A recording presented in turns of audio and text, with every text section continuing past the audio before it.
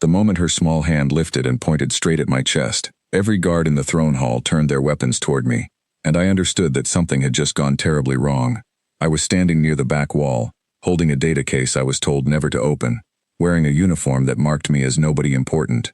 I was not a diplomat. I was not a scientist. I was Ethan Brooks, a junior logistics aide, sent along on this mission because someone had to carry the bags and keep quiet while the actual ambassadors spoke. Nobody expected me to matter. That was the whole point of my job. The throne hall of the Valoon court was built from stone that seemed to glow faintly blue under its own light, without any visible lamps. Pillars rose higher than any building I had seen on Earth, carved with symbols that shifted slightly if you stared at them too long, like they were breathing. The Valoon themselves stood in long rows, silver-skinned, tall, with eyes like dark water. They did not blink the way we did. They rarely moved unless they had a reason to. And right then, they all had a reason. The princess was small, barely reaching my waist, with pale blue skin and large, curious eyes that had been watching me for the better part of the hour, while the adults spoke about trade routes and resource treaties. Her name was Leora, third child of the ruling family, and she was supposed to be sitting quietly beside her mother's throne. Instead, she had slipped away from her nurse, walked straight past 2 rows of nobles, and stopped in front of me. Then she pointed and said the words that froze the entire room. She said, in her small, clear voice, translated instantly by the device clipped to my collar, that I was the one who did not feel the hollow. I did not understand what that meant, but judging by the silence that followed, understanding was not something I needed. Fear was already spreading through the hall like cold water poured across stone. The queen rose from her throne so fast her robes snapped like a whip crack. The nobles around me stepped back, putting distance between themselves and me as if I had suddenly become something dangerous. Guards who had been standing at ease now had their weapons raised, though none of them pointed directly at me. They seemed unsure whether I was a threat or something else entirely, something they did not have a category for. I stood very still, because moving felt like the wrong choice, and I had learned enough in the past few weeks to know that with the Velen, timing mattered more than words. Leora, the queen's voice cut across the hall, sharp enough that even I flinched. Step back from him. The princess did not step back. She tilted her head at her mother with the kind of innocent stubbornness only children seem to have, no matter the species. But it's true, she said. I saw him walk through the east corridor yesterday. He didn't stop. He didn't feel anything. The queen's dark eyes moved to me, and for the first time since I had arrived on this world, I felt truly seen by her, like I had stopped being background furniture and had become something worth studying. I had walked through the east corridor the day before. I remembered it clearly, because it had been strange even by the standards of this trip. The corridor connected the guest quarters to the dining hall, a plain stretch of stone that nobody else seemed to use. When I asked why, my assigned guide, a quiet young Valoon named Severin, told me the corridor was closed to most staff during certain hours, and that I should take the longer route instead. I had not listened. I was tired, my legs ached from standing through hours of ceremony, and the longer route added 20 minutes I did not want to spend. So I walked through the east corridor, footsteps echoing against smooth stone, and nothing happened.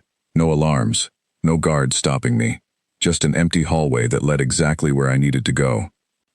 I had no idea, at the time, that I had been standing inside the one place every Velen in that palace was taught to fear from the moment they could walk. The queen descended from her dais, moving with a controlled grace that still managed to communicate urgency. She stopped several feet from me, closer than any Valoon noble had come during the entire visit. Her guards tensed further, but she raised one hand slightly, and they held their positions. You walked the hollow, she said. It was not a question. I walked through a corridor, I said carefully. I did not know it had another name. Around us, the nobles were whispering to each other in a rapid dialect my translator struggled to keep up with. I caught fragments, words like impossible, words like the old test, words like the ones the dark does not touch. The queen studied me for a long moment, and I realized that behind her composed expression was something closer to fear than authority. Whatever the hollow was, it clearly meant more to her people than a simple hallway. Explain to me, she said, what you felt when you walked through. Nothing, I answered honestly. It was quiet, a little cold. I was thinking about dinner, if I'm being honest. A ripple of sound went through the gathered court, something between a gasp and a murmur, quickly silenced by a glance from the queen. She turned to Severin, who had gone pale, if silver skin could be described that way. You allowed a human into the hollow? I told him not to go, Your Grace, Severin said quickly. bowing low enough that his forehead nearly touched the floor. He did not understand the warning. I did not think. He stopped, unsure how to finish the sentence. Because clearly none of them had thought a human would simply walk through and feel nothing at all. The Queen returned her attention to me, and this time her voice was quieter, meant only for those closest to us, though I suspected everyone in the hall was straining to hear anyway. "Do you know what the hollow is, Ethan Brooks?" Hearing her use my full name, correctly pronounced, told me she had been paying more attention to the human delegation than any of us realized. "No," I admitted. "Nobody explained it to me." She exhaled slowly, and for a moment the powerful, composed monarch looked almost tired, the way anyone looks when they are carrying something heavy for a very long time. "The hollow is a place in this palace," she said, "where sound moves differently than anywhere else. A frequency exists there, one our ears were built to detect, one our bodies were built to fear. Every Valoon who walks through it feels it instantly, a pressure behind the eyes, a cold that settles into the bones, a certainty that something ancient and watching is standing just behind you. Children are warned away from it before they can speak in full sentences. Soldiers avoid it unless ordered otherwise. It has been part of this palace since before recorded history, and no one has ever explained why it exists or what causes the sensation. We simply live with it, the way you live with gravity." I felt the weight of every eye in the hall pressing down on me as she spoke. "And I didn't feel any of that," I said slowly. "No one outside our species ever has. Because no one outside our species has ever needed to walk through it," she said. "Visitors are always guided around. Always. It is one of the oldest rules of this court, older than trade agreements, older than the treaties that brought your people here, and you walked through it without pause, without hesitation, thinking about your evening meal." The silence that followed felt enormous, stretching across the hall like something physical. I thought about explaining the science of it, the fact that human hearing simply covers a different range of frequencies than Valoon hearing, that whatever caused their unease was likely an infrasound effect, a very low-frequency vibration that human ears were not built to register as clearly, the kind of thing that had been studied on Earth for decades in old buildings and windswept valleys, where people reported feelings of dread without understanding why. It was not magic, it was biology.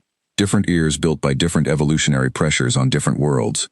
But before I could speak, Leora tugged at the edge of my sleeve, entirely unbothered by the tension crackling through the room around her.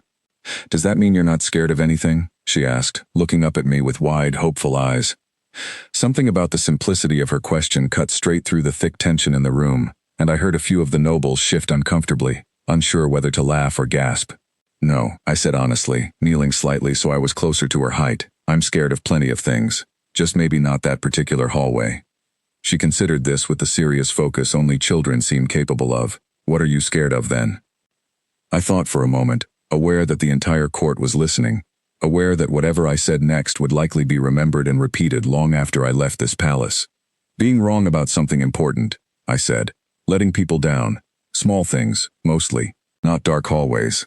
Leora nodded slowly, as if filing this information away for later, then turned to her mother with the triumphant expression of a child who believes she has proven a point. "See," she said, "he's not scared of the hollow, but he's scared of normal things. That means he's not special, he's just different."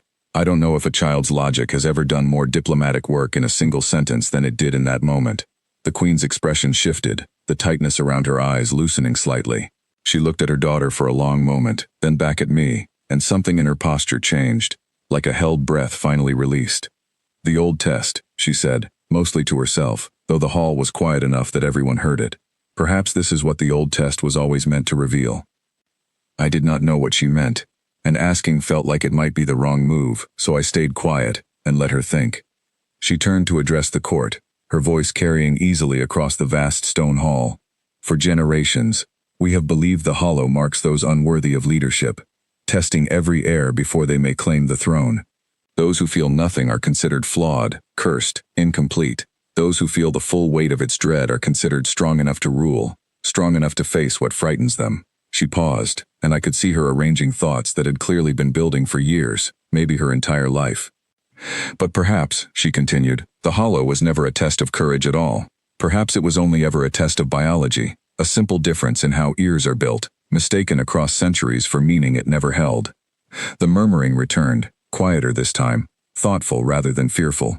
I watched several older nobles exchange glances. The kind of glances people share when a belief they built their whole lives around suddenly looks different in new light. "Your Grace," I said carefully, unsure if speaking further was appropriate but feeling the moment required it. "On my world, we have places like that too. Old buildings where people feel uneasy without knowing why, later explained by very low sounds our ears can barely register but our bodies still respond to. It is not weakness to feel it. It is simply how your ears are built, and it is not strength that I don't feel it. It is simply how mine are built differently." The Queen studied me for a long moment, then nodded slowly, as if accepting something she had perhaps already suspected but never had proof of until now. "You speak plainly," she said. "For a delegate of a species we have called feral behind closed doors, you speak with more clarity than half the scholars in this court." "I'm not a delegate," I said. "I carry bags." A small sound came from somewhere near the front of the hall, something that might have been a laugh quickly suppressed. The Queen's mouth twitched, the closest thing to amusement I had seen from her in the 3 weeks I had been here. "Then perhaps," she said, "it is time we stopped assuming the ones who carry bags have nothing worth hearing." She turned to her guards, who lowered their weapons fully for the first time since Leora had pointed at me. The tension that had gripped the hall began to loosen, replaced by something quieter, more uncertain but far less dangerous. "Severin," the Queen said, "you will escort Ethan Brooks and the human delegation through the hollow tomorrow, in full view of the court scholars. If what he says is true, if the difference is simply in how his kind hears the world, then we will finally have an answer to a question our people have carried for 1,000 years." Severin bowed deeply, looking relieved to have a task rather than a punishment. "Yes, Your Grace." Leora, still standing beside me, looked up with barely contained excitement. "Can I come too?" "No," the Queen said, though there was warmth in her voice now that had not been there earlier. "You will remain with your tutors, as you should have been doing this morning instead of wandering the throne hall unattended." Leora's shoulders dropped slightly, but she did not argue, simply gave me one last curious look before her nurse, who had finally caught up, gently guided her back toward the side chamber. The rest of the audience proceeded with far less tension than it had begun, though I noticed the nobles watching me differently now, less like an unpredictable variable, and more like a puzzle piece that had just clicked into place. I kept my head down, said little, and was grateful when the session finally ended and I was allowed to return to the guest quarters. That night, I sat by the window of my room, looking out over the palace grounds, the strange twin moons of this world hanging low over towers built long before humans had learned to build anything taller than a hut. I thought about the corridor, about the Queen's tired eyes, about a child's simple question cutting through centuries of fear in seconds. I had not done anything brave. I had simply walked down a hallway because I was tired and did not want to take the longer route. And somehow, that small, unremarkable choice had shaken loose a belief an entire civilization had carried for 1,000 years. The next morning, a small group gathered outside the east corridor.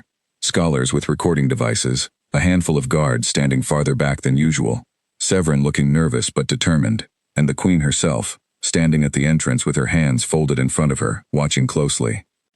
I walked the corridor again, slower this time, aware of every scholar's device tracking something invisible in the air around me. Halfway through, one of the scholars gasped quietly, staring at a reading on her device. "There," she said. "The frequency is there, exactly as recorded for centuries. And he shows no physical response at all, no change in his walking pace, no change in his breathing."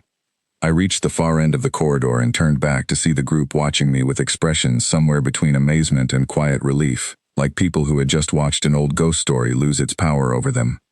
The Queen approached slowly, her eyes moving from me to the scholar's device and back again. "For 1,000 years," she said softly, "we believed the hollow separated the worthy from the unworthy. We built ceremonies around it. We denied thrones because of it. And it was never anything more than a sound our ears happened to catch and yours did not. I think most fears work that way," I said. "Something real happens, and we build a story around it because the story feels safer than admitting we don't fully understand the thing itself." She looked at me for a long moment, something unreadable passing behind her dark eyes, before she finally spoke again.